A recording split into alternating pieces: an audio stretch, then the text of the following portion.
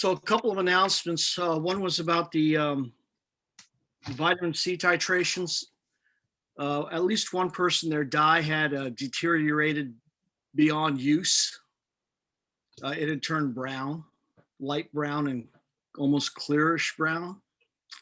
And so I posted some numbers that a person could use for that lab.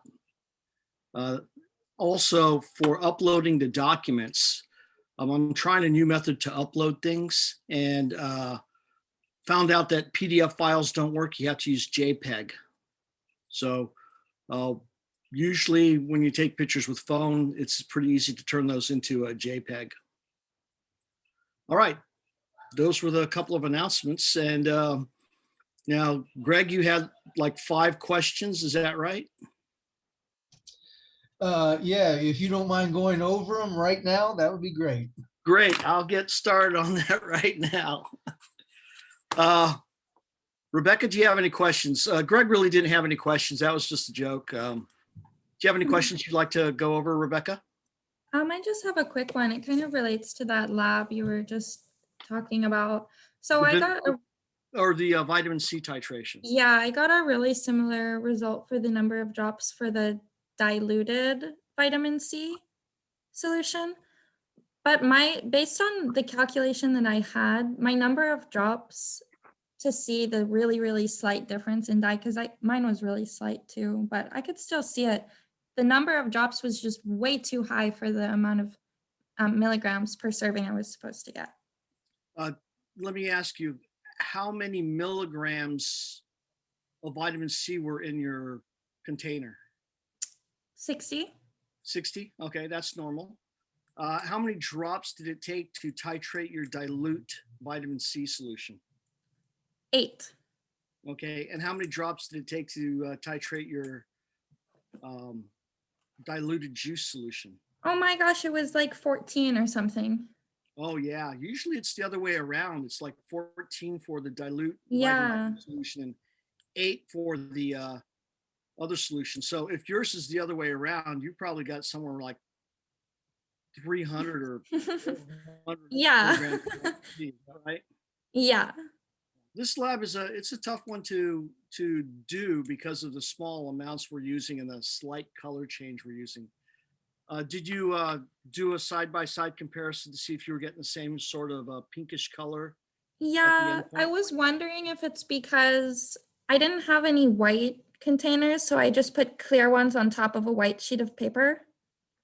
And my lighting's not the best. And I did it at night, so I think. Oh, yeah. Let me ask you this. In your container, did you do anything to try to gather all of the liquid in one part of the container? Like if you have a glass. Right, I did. Yeah, that helps a little. And you don't want to use much water for diluting anything. So I probably just missed the mark with seeing the color change. Yeah, or when you did the titration of your diluted vitamin C solution, maybe it turned pink and then you thought it was done and then you put it to the side and it went colorless again. Do you know if it stayed pink? Yeah, it looked like it had a slight pink hue still. Okay, and did that stay until you were done with the other titration? Yeah. Okay, well then that's probably not it at all. I can't tell you what exactly happened, but it could also be that there was something else in your, it could be a couple of things. Something else in your juice container, and maybe they're not putting in that much vitamin C, they're putting in more. So okay. Could be a couple of reasons there, other than you just messed up. Right. Okay. All right. All right. Awesome. Thank you. So did you have any other questions? No, that's all. Okay. So you were saying that 8 and 14 was too far. I thought mine was like 8 and 11. And I thought, given what was happening and the color change, I thought that was pretty close. Yeah. And I had a higher, and also had a higher percentage calcium. Calcium in mine. Let me show you something. I'm going to do a share here and see if I can do this off the top of my head. Let me take a moment to see if I can focus this.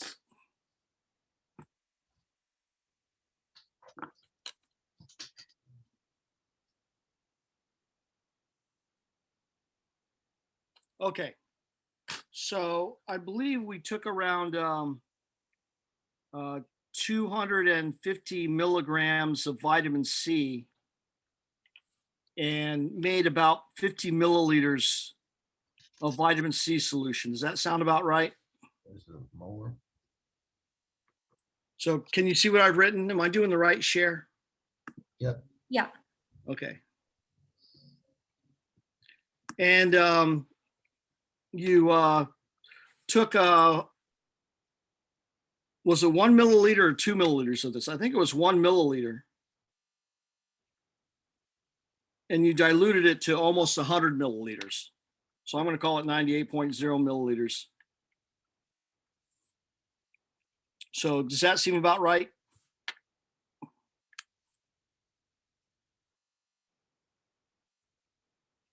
And this is the solution where you took 1 mil of this stuff, 10 mils of metaphosphoric acid.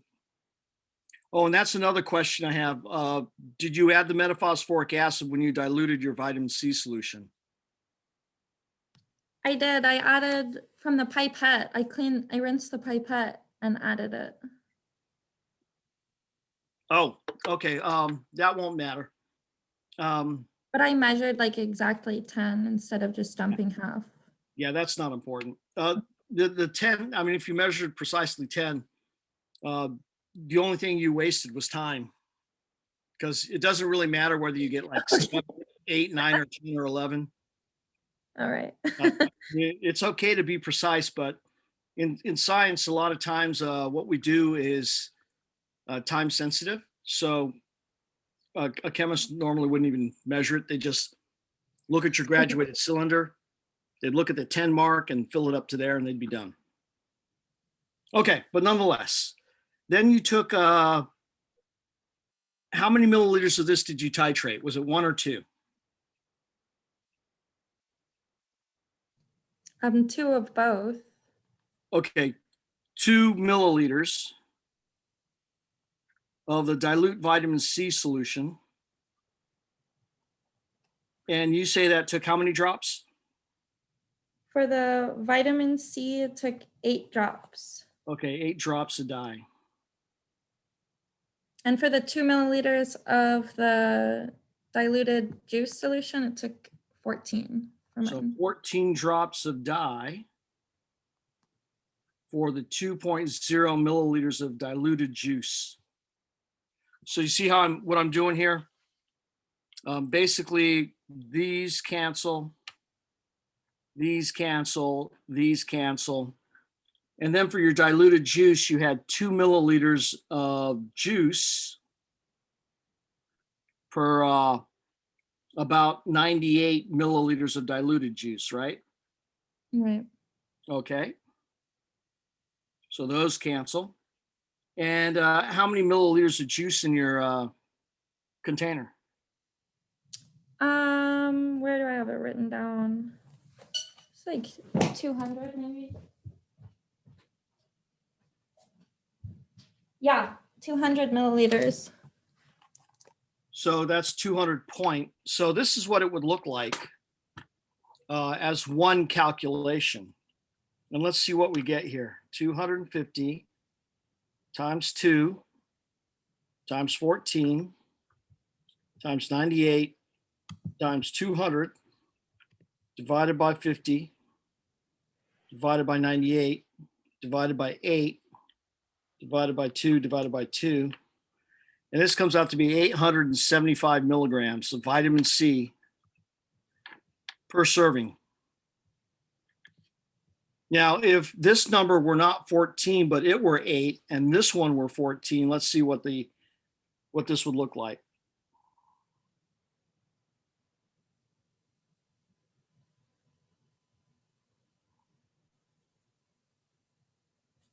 It'd look more like 285 milligrams if we switch these two numbers. So this does seem like a rather large amount. And chances are there's a number of factors coming to play here. And I think the factors may be that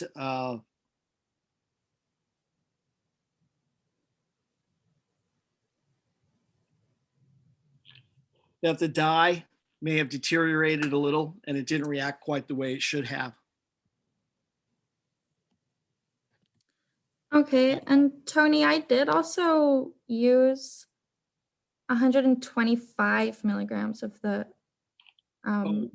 vitamin C at the beginning. I think I just checked. That's what the lab says on 125. the procedure. Okay. Yeah. Actually, now that I think about it, that does make sense, but this still would be about 440 Right. milligrams, right? Right. And if we switch this around, it would still be about 200 milligrams, which is way more than your 60 milligrams. Right. So the dye just didn't last long enough to make it to this titration. Maybe I'll have to make you guys titrate this earlier. When I say you guys, I mean the next Chem 1A class that has to do this class online, which is crazy. Maybe I make them do a titration earlier. Not even tell them what the hell they're doing, just give them instructions and say, write down numbers and we'll look at them later. Horrible way to teach. All right, so that being said, let's do some problems from the book, okay?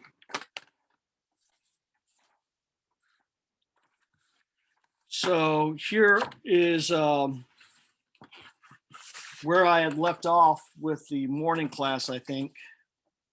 Actually, not left off. This is where we kind of started. We'd done a lot of stoichiometry type problems. So we started doing these, what are called solution type problems. And for these solution type problems, there are two very important formulas you need to memorize. And one of those important formulas is this: C times V equals amount.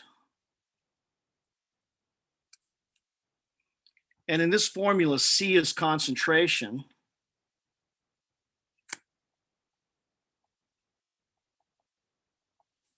And V is volume.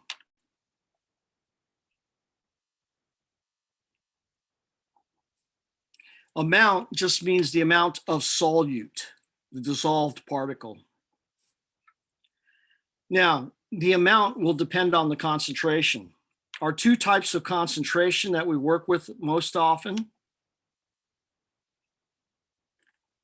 are molarity and weight to volume percent.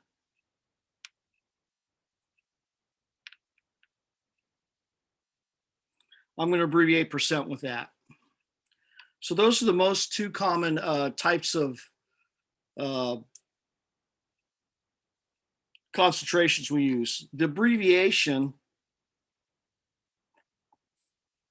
for abbreviation is ABBR. And the abbreviation for molarity is an uppercase M. For weight to volume percent, you usually do this or this. It doesn't matter whether the percentage goes in front or in back. That really doesn't matter. And as an example of each of these, if you have a 0.50 molar NaCl solution, that means you have 0.50 moles of NaCl dissolved in 1 liter of solution. So these mean the same thing. And on the other hand, if you have a 0.50 weight to volume percent NaCl solution, that means you have 0.50 grams of NaCl dissolved in 100 milliliters of solution. And in both of these conversions I've given you, the one is exact, it's defined, and the 100 is exact, it's defined. Okay. So if we look at this C times V equals amount, you can see that if your C is moles per liter, your amount will end up being moles. If your C is grams per milliliter, your amount will end up being grams. So the amount depends on your concentration. Okay, so let's take a look here at this problem. It says, what volume of 0.206 molar KMNO4 in liters contains 322 grams of solute? The KMNO4 is the solute.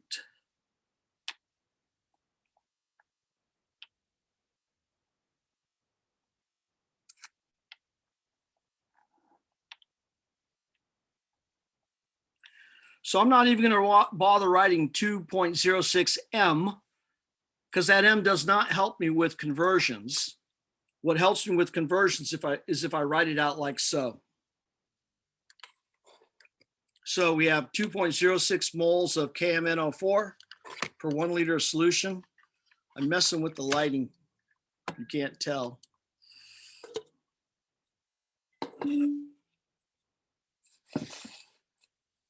Okay. So I want to find out what volume contains 322 grams of solute. So we want 322 grams of KMNO4. And we can see that with this conversion, I can actually get the volume if I know the moles. Well, how do I convert grams into moles of KMNO4?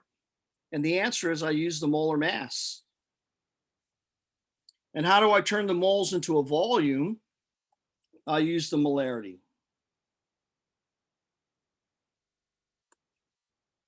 So this problem is as straightforward as doing this. Now, we start with 322 grams of KMNO4.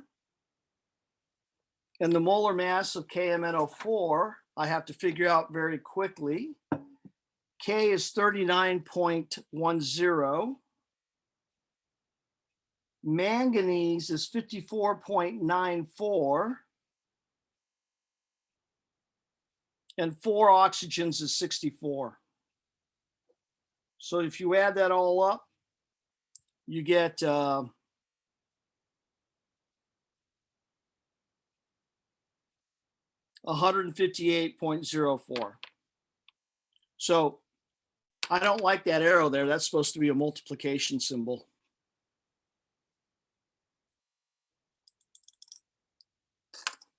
So times 158.04 grams of KMNO4 on the bottom and 1 mole of KMNO4 on the top.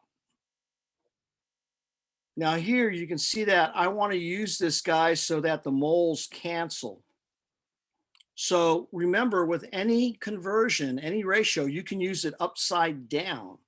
So if I use this upside down, it's going to look like this. Let's see. Oh my.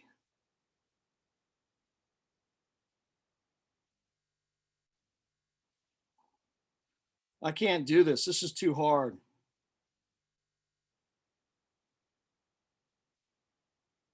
See, I didn't get it right. And then over 1 liter of solution, right? Upside down. You guys are just so quiet. Are you sitting there thinking about Tony's stupid joke and just kind of like groaning? Is that what's going on? Pretty much. Okay, so what we want to do here is we want to put 1 liter of solution on top and 2.06 moles of KMNO4 on the bottom. And sometimes you want to even write 1 liter of KMNO4 solution. Sometimes you just write 1 liter of KMNO4. All of these are referring to the same thing. Okay, so if I use my calculator here and kind of estimate the answer, I estimate that this will go into that 2 times. 2 divided by 2.06 is about 1. So the answer should be about 1.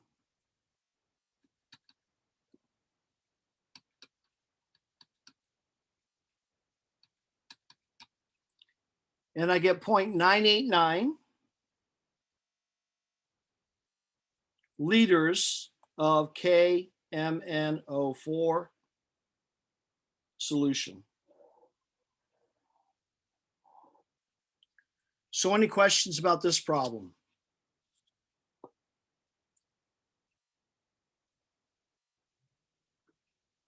Okay.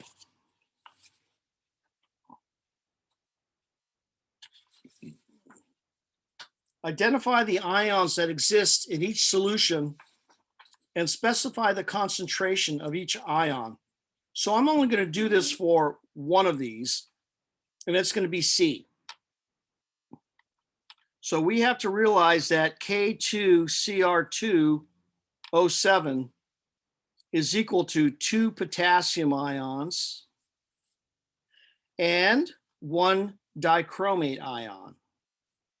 Now, if there's only, well, I should say I recognize there's only 1 dichromate ion because, first of all, I know that potassium is the cation and there's 2 of them. Therefore, if I cover that up, what remains must be the anion.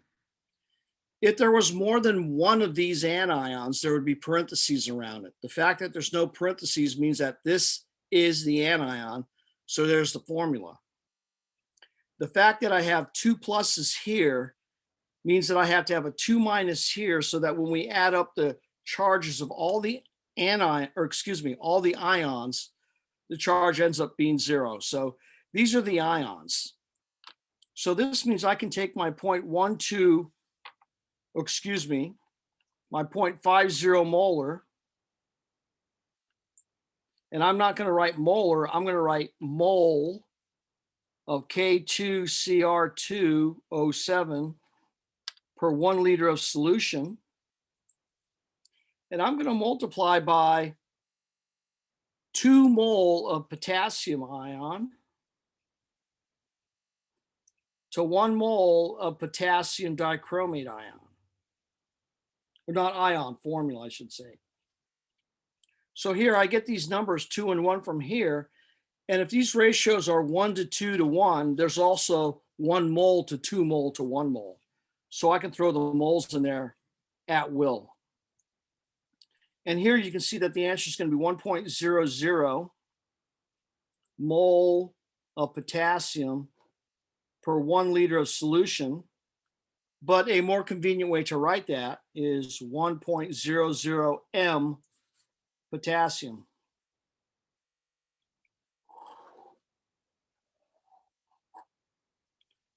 So any questions about the molarity of the potassium ion in this solution?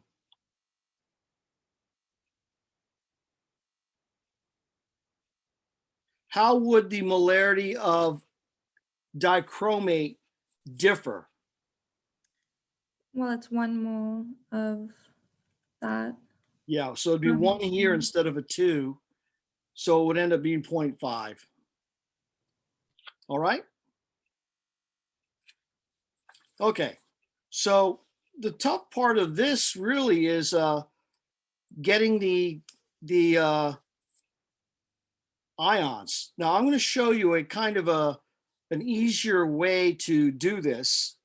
We can see that if the ion is twice as much as the formula, so there's 2 to 1, I could actually just do this.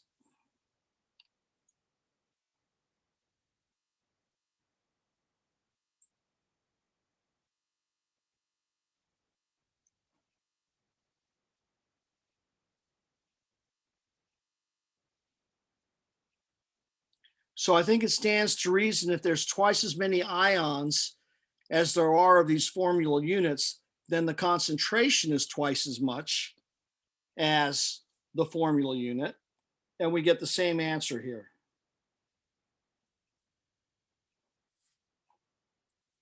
So this would be fine too if you wanted to do that.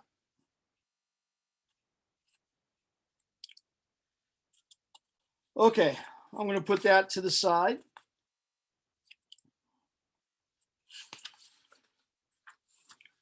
What mass of oxalic acid is required to prepare 250 milliliters of a solution that has a concentration of 0.15 molar oxalic acid. So that's 0.15 mole of oxalic acid per exactly 1 liter of solution. And they want to know what's the mass to prepare 250 milliliters. So I'm going to naturally start with 250 milliliters because that's what I want to get. So I want 250 milliliters of solution. And I see that with this conversion, I can go between liters and moles. And this is milliliters. So I'm going to convert this to liters of solution. That way I can use this, convert it into moles of oxalic acid. And then what do I convert the moles of oxalic acid to, considering we want the mass? Grams. It's grams, yeah. And there we go. So all we really need is to know how many milliliters there are in 1 liter, the concentration, which is given here, and the molar mass of oxalic acid. So oxalic acid, there's 2 hydrogens, that's 2.02. There are 2 carbons, which is 24.02. And there are 4 oxygens, which is 64.00. If you add that all up together, you get 90.04. So if I follow my little roadmap here, I have 250 milliliters of solution times 1 liter of solution per 1,000 milliliters of solution. So we've used that conversion before. It's a very common one. And then here we have 0.15 moles of oxalic acid per 1 liter of solution. So I'm going to put 1 liter of solution on the bottom and 0.15 mole of oxalic acid on top. And whatever you do, when you write this, do not do this.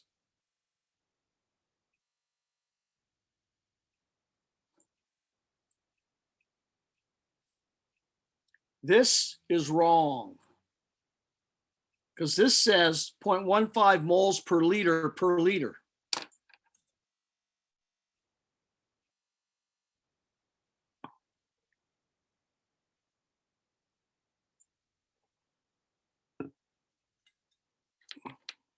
Okay. This is would be akin to doing this. So do you guys know what 50 mph means? Miles per hour. It's redundant then. So this will be 50 miles per hour per hour. So that's also wrong. Now, lastly, we're going to multiply by 90.04 grams of oxalic acid per 1 mole of oxalic acid. And then we just have to calculate the number. And we're going to have 2 significant figures because of this 0.15. And what I'm thinking is 90 goes into 1,000 like 11 times. 11 goes into 25 like 250 about 24 times. And 0.15 times 24 is like, well, I don't know. But I know that 0.1 times 24 is 2.4. And I know that 0.2 times 24 is 4.8. So the answer's got to be somewhere between 2.4 and 4.8. So maybe 3.6. Is that like the halfway point? 3.38. 3.8. So that's our ish. 3.38. Oh, you used a calculator. Yes. I made an estimate. Okay. And not 3.38, but 3.4, correct? Right. Because when we look at all the numbers here, the 0.15 has 2 significant figures. The 250 has 3, the 90.04 has 4, and the rest of these are exact. So here is the work you'd be expected to show for a problem like that. Are we okay, folks? Ready to move on?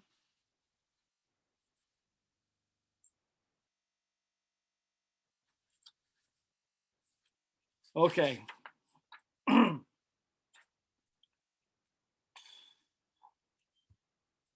I'm really tired right now. It's probably because of that pizza.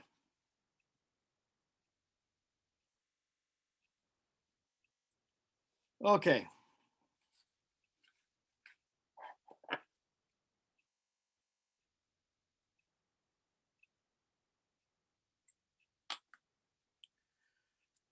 Let's take a look at this next problem.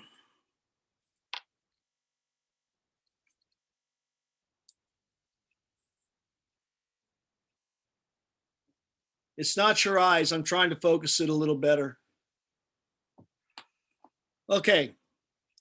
If 4 milliliters of 0.0250 molar copper sulfate is diluted to 10 mils with pure water, what is the molar concentration of the copper 2 sulfate in the diluted solution? So here's our container.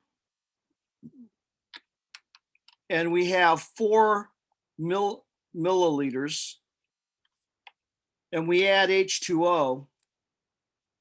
And we get 10 milliliters. So here, if this is the concentration here, this is the concentration here. The lines are really close together, meaning it's really concentrated. The lines are farther apart, meaning it's less concentrated. So we're going to call this C1, and we're going to call this V1, and we're going to call this C2 and V2 for the concentration before you dilute it, the volume before you dilute it, the concentration after you dilute it, and the volume after you dilute it. Now, do you remember that formula I told you about? C times V equals amount. So let's say here that we have 5 particles of this copper 2 sulfate, and I drew 6. So let's change that, and let's say that we have 6 particles. When I add water, how many particles will be over here? And the answer is 6, which looks like a domino there, the way I've drawn it. The point is that the amount of solute doesn't change. So C1V1 is the amount, and C2V2 is the amount. We can say that C1V1 is equal to C2V2. Now, can you imagine the crazy things we'd have to do to actually calculate the amount? Because here, that concentration is in moles per liter, and that's in milliliters. So we'd have to convert that to liters and then convert to moles using this and calculate the amount. But we don't have to do that because of this nice little formula. So a lot of times we want to calculate the new concentration. What is the molar concentration in the diluted solution? So this is the diluted solution, and this is the original. So we want C2. If I rearrange this, I can get C2 as C1V1 over V2. And I know that for this concentration, I want liters. But let me show you something. So I'm going to do a little C1, V1, C2, V2 over here. C1 is going to be this 0.0250 molar copper sulfate. V1 is going to be 4.00 milliliters. C2 is going to be what we want. And V2 is going to be 10 milliliters. Now, again, for this molarity, we'd like things to be in liters, but check this out. If we write down here 0.0250 molar copper sulfate and 4.00 milliliters, and then underneath we write 10.0 milliliters, look at what cancels. The milliliters and the milliliters, and we didn't have to convert those to liters at all.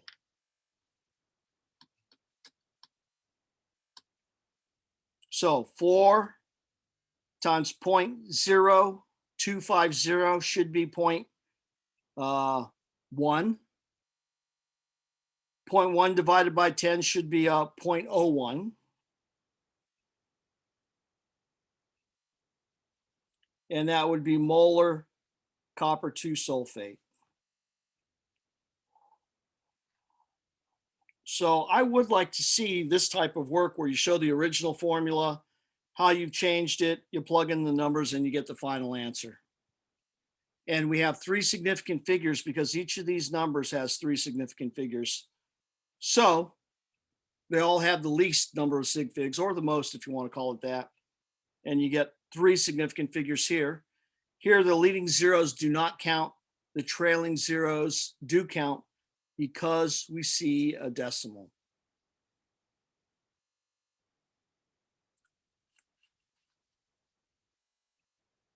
Are we good to go from this one?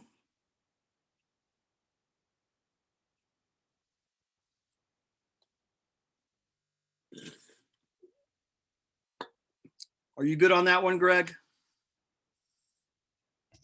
Yep. Okay, thank you. Oh, yep. Okay. So on this one, we're looking at a saturated solution of milk of magnesia. So this means you have the maximum amount of milk of magnesia dissolved as is possible. And the way you make a solution is you dump magnesium hydroxide into the solution until no more dissolves. That way you know you have the maximum dissolved. But you don't want to keep that undissolved stuff around. So what you do is you let the solution settle, kind of like a mud puddle after jumping in it, it will settle. And what you do is you decant, which means pour the liquid off of the solid, and that liquid is still saturated. Okay, so we have a saturated solution of milk of magnesia. The pH is 10. So let's look at the pH scale. You need to memorize this. That for the scale, 7 is considered to be neutral. Anything less than 7 is considered to be acidic. Anything greater than 7 is considered to be basic for solutions. And we're talking about aqueous solutions. That is where it's dissolved in water. So you need to memorize that scale. It's kind of like the Winner's scale, meaning the lower the number, the more acidic. So I call it the Winner's scale because first place is better than second place, right? 1 is better than 2. Okay, so that's the pH scale. Now, if we take a look here, it has a pH of 10.5. Is the solution acidic or basic? I would say 10.5 falls on the basic side of the scale. So the solution is basic because the pH is greater than 7. So I'm actually going to answer that last question first. Now, what is the hydronium ion concentration in solution? So to calculate the hydronium ion concentration, they're asking for the molarity. So when you see these brackets here, that means molarity. To calculate the molarity of the solution, you do 10 to the negative pH. So this is a formula you want to memorize for getting the hydronium ion concentration. So to do this, we would get 10 to the negative 10.5. And the way I like to use my calculator is first I put in 10. And this is the one case where I like to use the caret. And then negative 10.5.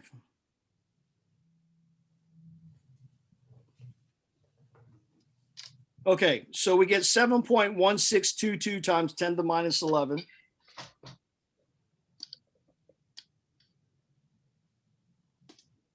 And that's molarity. Now, what do we do for significant figures in a problem like this? And the answer is, let me see if I can remember this right.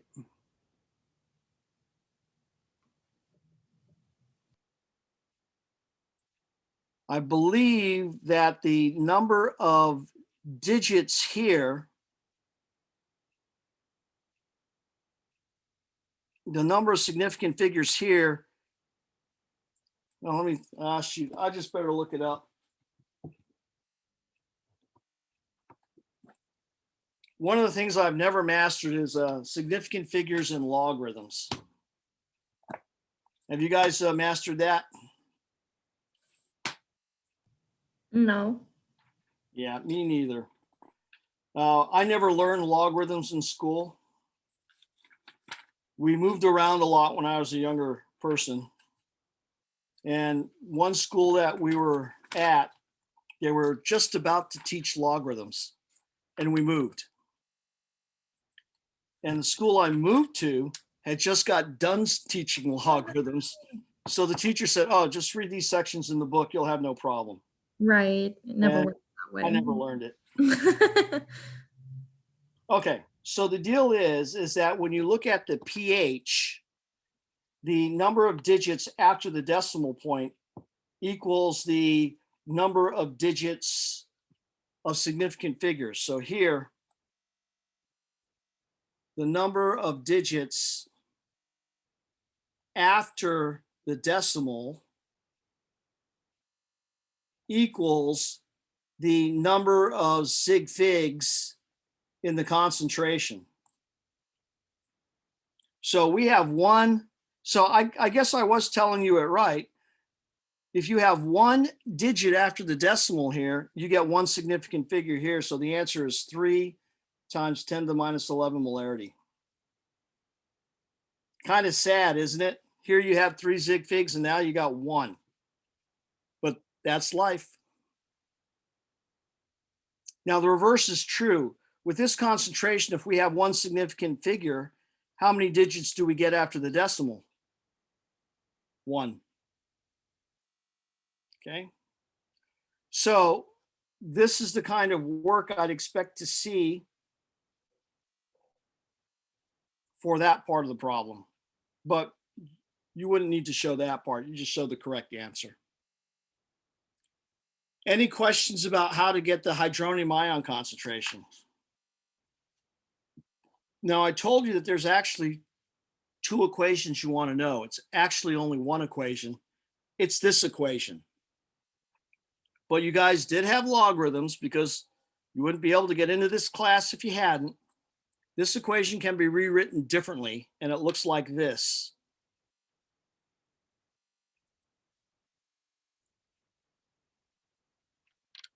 Yeah.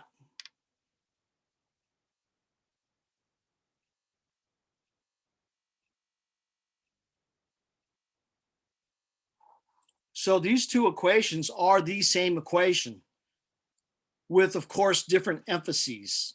So the emphasis here is on the hydronium ion concentration, not the pH.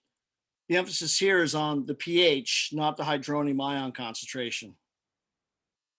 But these are the same equation.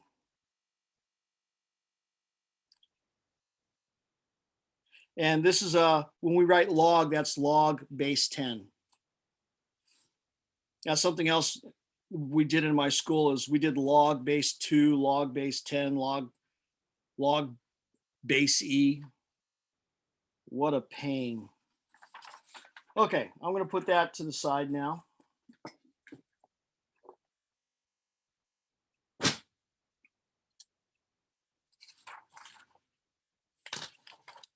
So this is another one that was just like the one we did. What is the hydronium concentration of this and what is the pH? Only here, this is a strong acid. Now, for strong acids, the molarity of the acid is equal to the molarity of the hydronium ion concentration. Now, a lot of times you'll see me saying proton concentration. So I consider these to be the same thing. Now that's for a strong acid. And the reason for that is if you take a look at this strong acid, when it dissolves, if you will, in water, this is essentially what it becomes. And here it's really convenient that I don't have to write H3O plus. I'm just going to write H plus. So at the beginning, if you start off with 10 moles of this and 0 moles of this and 0 moles of this, at the end, all 10 moles dissociates. So you have 0 moles of this, and now you have 10 mole of this and 10 mole of this. So if this 10 moles is in 1 liter, that'd be 10 molarity. After it's done doing its duty, there's 0 moles per liter, which is the same as this being 10 moles per liter.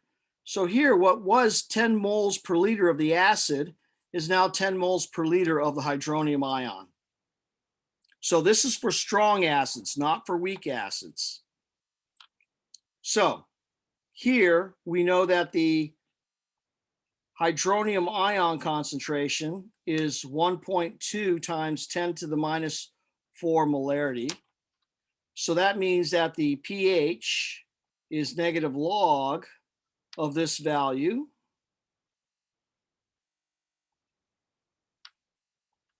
And let's see what we get here.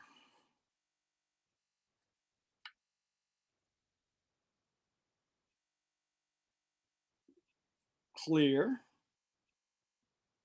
negative log 1.2 second EE negative 4 and parentheses. So there we go.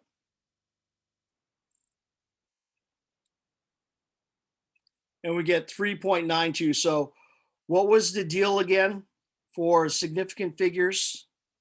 The number of significant figures in the concentration equals the number of digits after the pH.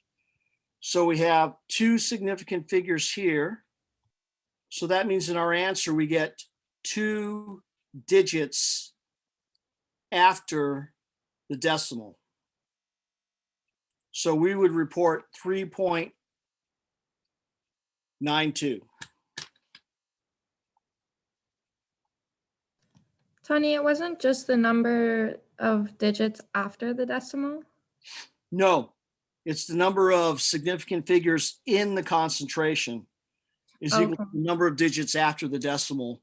Or you could say the number of digits after the decimal equals the number of significant figures in the concentration. Okay, thank you.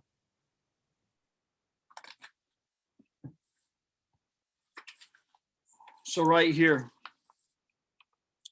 So in the pH, the number of digits after the decimal equals the number of significant figures in the concentration. So here, 2 zig figs in the concentration is the number of digits after the decimal. It's confusing as all heck, isn't it? Oh, yeah. Okay. Yeah, I think it is. All right, so we calculated the pH. Any questions there? Okay, we're going to move on. This problem is just like the other one, so it's just a way for you to practice. So I'm going to move on that one. And here, this is a stoichiometry problem based on solutions. So let's take a look at this, and I'll show you kind of how I address this. This is a balanced reaction, and we want to know how many grams of sodium carbonate we wish for this complete reaction. Now, I know that I'm going to have to use this nitric acid because they give me all sorts of information about this nitric acid. They give me 50.0 milliliters, and they give me 0.125 molar. Now, I know that if I want to connect these two together, I'm going to have to get the moles of sodium carbonate. And the reason I need that is because I can get that from the moles of nitric acid. And I'm hoping upon hope that I can use these numbers to get that. Now, remember, this is a concentration, which is moles per liter, and this is a volume. If I do C times V, I should be able to get, in this case, moles. So I can do this. Now, when we try and map it out, we want to take our 50 milliliters of solution, and we want to turn that into moles of HNO3. Now, we can't do that directly because the concentration is moles per liter.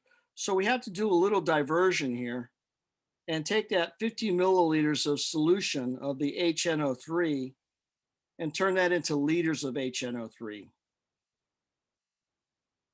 So the reason I have to take this first step is because molarity is moles per liter, not milliliter. So once I get that, I can get the moles of HNO3 and then the moles of sodium carbonate and then the grams of sodium carbonate. And now that I have removed my hand, you can copy down kind of the pathway we're going to follow to getting this answer.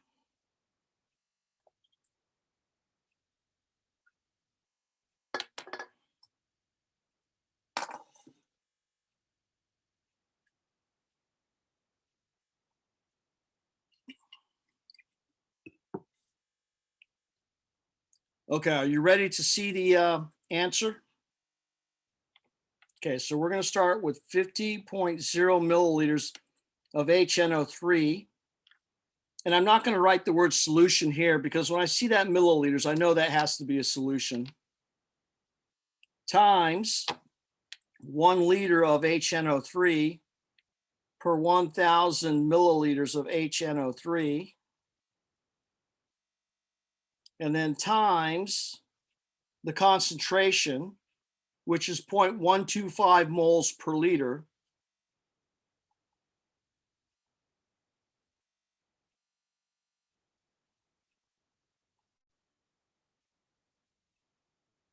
And then times the coefficients given in the reaction, 2 moles of HNO3 and 1 mole of sodium carbonate.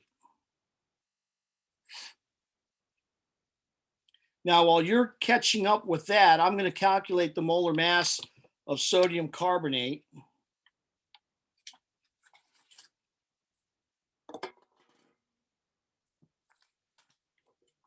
Which is 22.99 plus 22.99 plus 12.01 and plus 48. Now, 12.01 and 48 is 60.01. 29 and 22.99 and 22.99 is going to be 45.98. So when we add these all together, we get 0.99 and 105. So how are we going to use this number, 105.99? We're going to use it over here, 105.99 grams per 1 mole.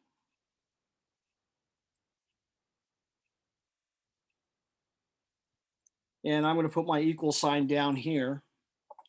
And I'm going to estimate the answer to make sure I don't screw up on the calculator. 105.99 goes into 110 times. 10 goes into 55 times. This is 1/8. So 1/8 of 5 is a little less than 1, right? It's kind of like 7 or 6. So the answer is going to be 0.7 or 0.6 divided by 2, which means the final answer is going to be like 0.3 or 0.35. Okay, so let's see what we get when we put the numbers in.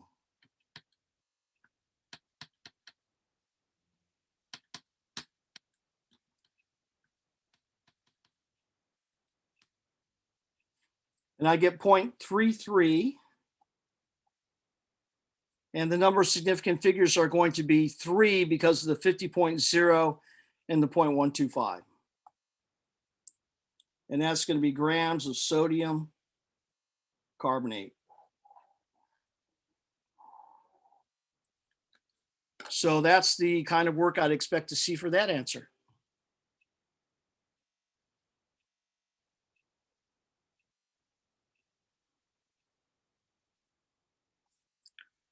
Are we good on this one?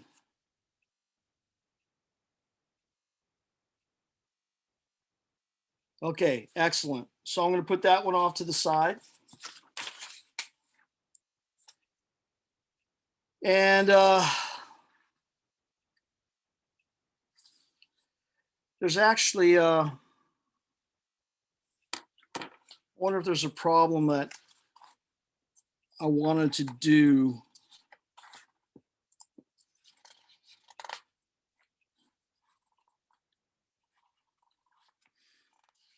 No, that's fine. Okay, so let's take a look at this problem here. And this will be the last one we look at tonight. Hydrazine, a base like ammonia, can react with sulfuric acid. And here we have the balanced reaction. What mass of hydrazine reacts with 250 milliliters of 0.146 molar sulfuric acid? So again, I'm going to start with my 250 milliliters of sulfuric acid. And since I know molarity is going to be moles per liter, I'm going to convert that into liters of sulfuric acid. And then I'm going to take this concentration and calculate the moles of sulfuric acid, which I can then turn into the moles of hydrazine.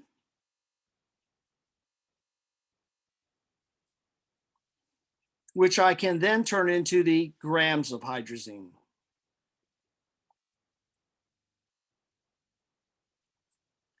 So you can see that this is just like the previous problem.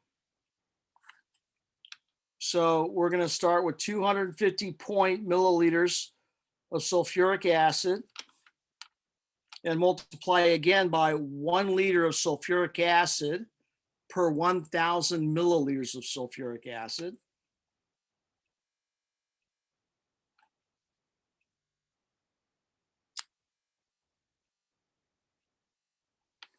Then we're going to use the concentration to convert to moles.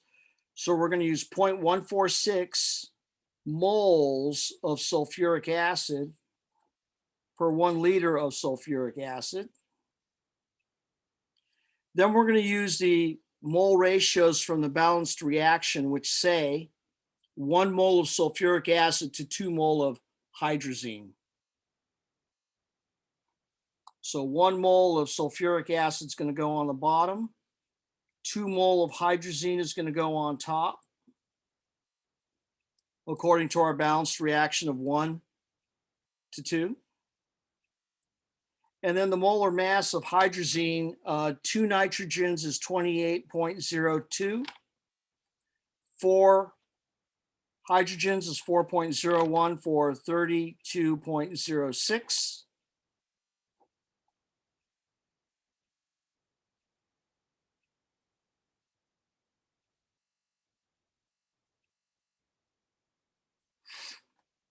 Okay, so here we go. 250 goes into 1,004 times. 2 divided by 4 is 1/2. 1/2 of this is 0.07. And I know that 7 times 32 is roughly 200, right?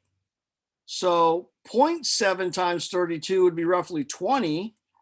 And 0.07 times 32 should be roughly 2. So the answer should be around 2.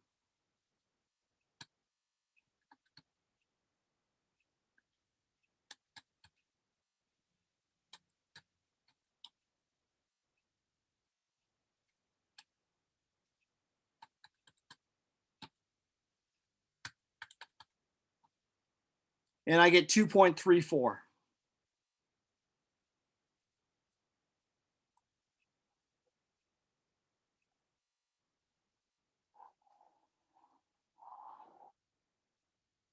And that's the kind of work I'd expect to see for this, except for that little, you don't need that guy. Any questions on this one, people? Now, at some of the other Q&As, we did discuss some other problems. And so I want to do a quick little show to you of some of the problems that we've done in other Q&As, just so that you know what to go back and search for if you wish. So here, just a real quick hashing. Some stoichiometry problems, more stoichiometry problems, more stoichiometry. Here, more stoichiometry, but in this case, you have to balance a combustion reaction. Here, this is a limiting reactant problem where you have to find out which one is the limiting reactant. Another limiting reactant, which includes the theoretical yield.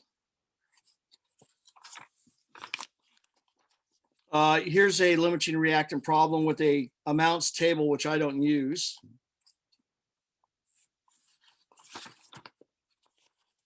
This is another limiting reactant problem. So stoichiometry with limiting reactant. This is one where we calculate percent yield. This is one we didn't do.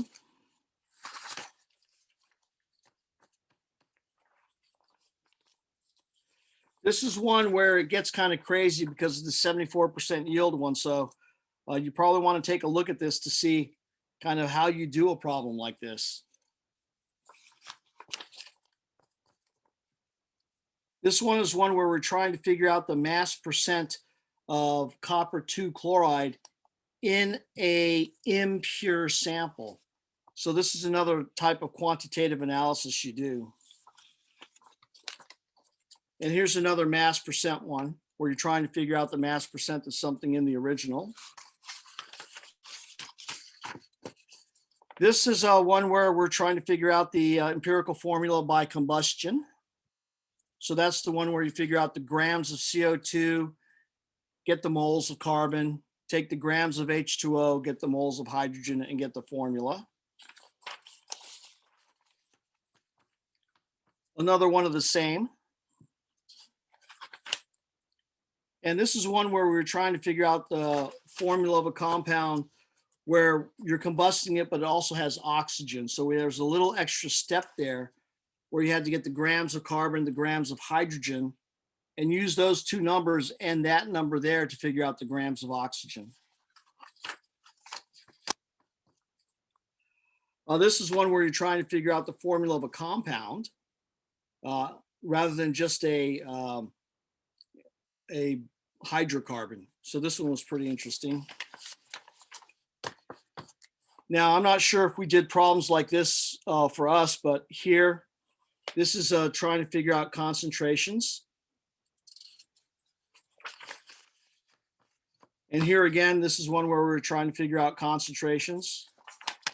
And then the rest of it, I think we kind of did together. What did I do with those problems? So I don't know. Oh, well. Oh, there they are. And then we did all of these all the way up until 66. All right. I hope to see you folks on tomorrow. Tomorrow's Thursday, right? Yeah. Today's not Thursday? No. Today's Wednesday. Oh, darn. Okay, well, What was the thing we needed to remember about hydrocarbons again? when you're combusting them, Yes. all of the carbon dioxide is used to figure out the moles of carbon. Right, because there's 1 mole CO2 per 1 mole C. Right. And the same thing for H2O. The grams of H2O is turned into moles of H2O. Right. But then you have to remember there's 2 moles of hydrogen per 1 mole of H2O. Right, because they're looking for the hydrogen concentration. Yeah. Now, Not what the happens if there's nitrogen. oxygen in your compound also? Well, there you have to take your moles of C that you found and calculate the grams of C. Take the moles of hydrogen that you found, turn that into grams of hydrogen, and subtract those 2 numbers from the mass of your compound. The Right, and then difference- you'll get the yeah, compound with the oxygen. right. The difference is the mass of oxygen Okay. in your compound, which you can then use to get the moles of oxygen. And you can do the CXHY OZ and finagle the numbers so that you get whole numbers. Okay. Okay. All right, folks. Thanks for tuning in. I appreciate it. I hope to see you tomorrow night. And I'm got to go finish making your answer key for the chapter 4 homework. Okay, thank you. Have a good night. Good night, everyone. Have a good one.